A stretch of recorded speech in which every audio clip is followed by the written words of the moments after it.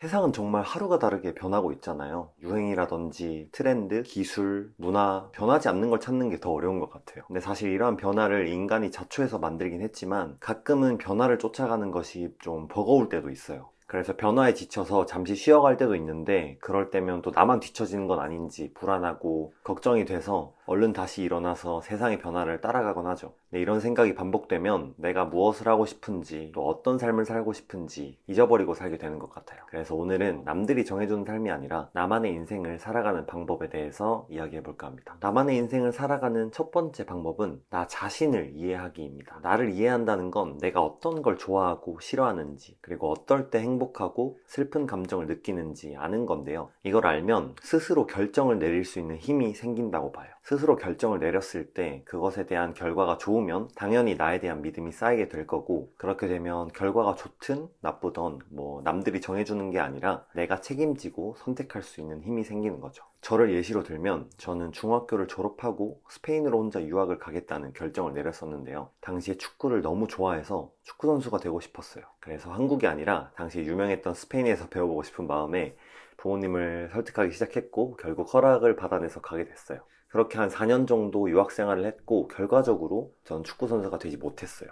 근데 후회는 나지 않아요. 왜냐하면 저는 제가 좋아하는 것을 하고자 스스로 결정을 내렸기 때문이에요. 그래서 결국 내가 스스로 결정하는 힘을 기르기 위해선 나 자신을 이해하는 것이 무엇보다 중요하다고 생각해요. 두 번째는 목표 설정하기입니다. 이게 중요한 이유는 우리가 목표를 설정하고 이걸 달성하려고 노력하는 과정에서 인생의 가치관과 의미를 찾을 수 있기 때문인데요. 제가 얼마 전에 한 영상을 봤는데 거기서 이런 말씀을 하시더라고요. 우리는 우리의 삶이 어떤 의미일까? 라는 걸 물어보는 게 아니라 우리의 삶에 어떤 의미를 부여할까를 물어보면서 살아야 한다고 하더라고요. 그래서 삶의 의미를 우리가 스스로 부여하는 것이 중요하고 이걸 위해선 목표를 설정해야 해요. 근데 사실 목표를 설정하는 것 자체는 언제나 쉽게 할 수 있잖아요. 근데 여기서 중요한 건 내가 진정으로 원하는 목표를 설정하였는가예요.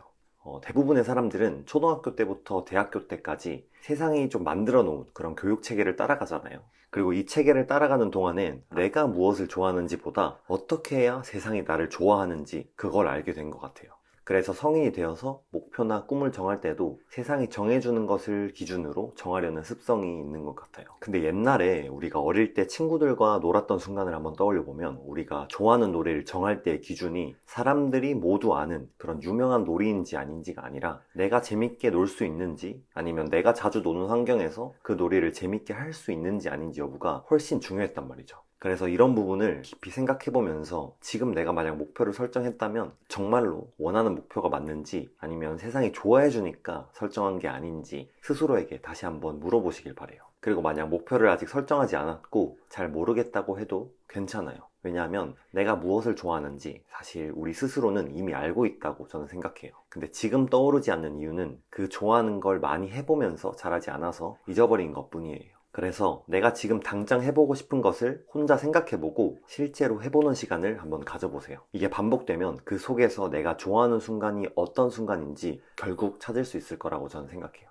세 번째는 좋아하는 일로 하루를 채우기예요. 저는 결국 나만의 인생을 잘 살기 위해선 누가 뭐래도 내가 좋아하는 것들을 하면서 살아야 한다고 생각해요. 근데 일도 바쁘고 공부도 하면서 좋아하는 일을 할 시간을 만들기 어렵다면 억지로라도 그런 시간을 좀 끼워 넣어야 한다고 생각해요. 예를 들어서 제가 축구를 정말 좋아한다고 했잖아요. 근데 요즘엔 여러모로 바쁘게 살다 보니까 제가 좋아하는 걸 하려고 시간을 빼는 게 좀 아깝다는 생각이 들더라고요. 그래서 축구를 계속 안 하고 있었는데 하루는 동아리 친구들이 계속 불러서 다른 일을 해야 한다고 생각을 하긴 했지만 그냥 마지못해 그냥 하러 나갔습니다. 근데 축구를 하는데 기분이 정말 너무 좋은 거예요. 같이 이렇게 땀 흘리고 운동하는 느낌을 엄청 오랜만에 받아서 그런지 진짜 운동장을 뛰면서 행복하다라는 느낌을 받았어요. 그리고 집에 오니까 제가 해야 할 일이 머릿속에 딱 떠오르면서 그걸 또 하게 되더라고요. 그렇게 하니까 하루를 진짜 잘 살았구나 라는 느낌이 들었어요.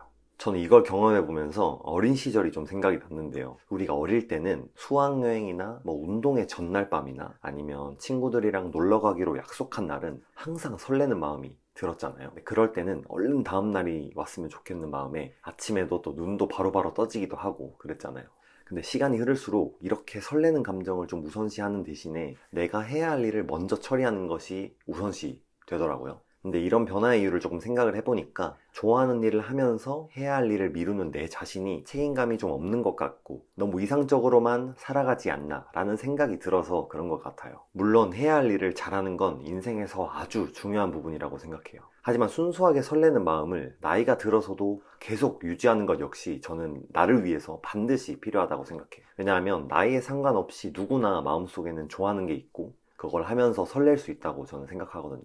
그래서 우리가 목표와 계획을 세울 때 그 사이사이에 좋아하는 일을 포함을 시킨다면 목표를 향해 나아가는데 필요한 힘도 얻을 수 있고 일을 마치면 다시 내가 좋아하는 일을 할 수 있는 기회를 얻게 되는 거죠. 저는 이런 동기부여 사이클을 계속해서 유지하는 것이 결국 나를 위한 삶을 사는 거라고 생각해요. 그래서 결론적으로 인생은 정말 끊임없이 변화하고 도전으로 가득하지만 그 과정에서도 내가 좋아하고 원하는 걸 우선시해서 설레고 행복한 순간들을 놓치지 않으셨으면 좋겠습니다. 좀 진부한 말이지만 인생을 모험이라고 생각하면 결과보다 과정을 즐긴 사람이 결국엔 행복한 삶을 사는 거라고 생각해요. 그래서 여러분도 과정을 즐기시면서 살아가길 바라겠습니다.